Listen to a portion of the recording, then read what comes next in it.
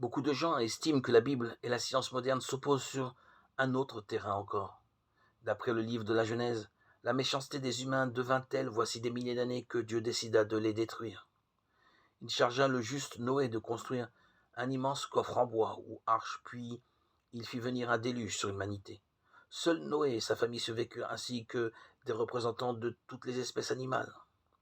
Le déluge eut tant d'ampleur que toutes les hautes montagnes qui étaient sous tous les cieux se trouvèrent recouvertes.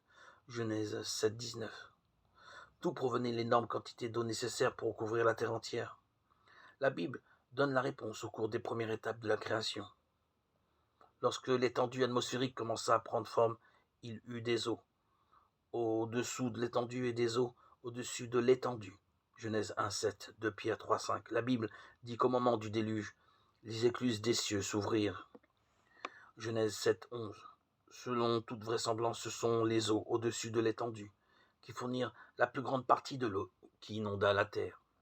Les ouvrages modernes rejettent volontiers l'idée d'un déluge universel. La question se pose donc, le déluge n'est-il qu'une légende ou s'est-il réellement produit?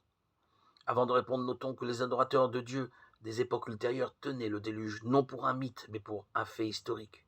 Ésaïe, Jésus, Paul et Pierre en parlèrent comme d'un événement bien réel.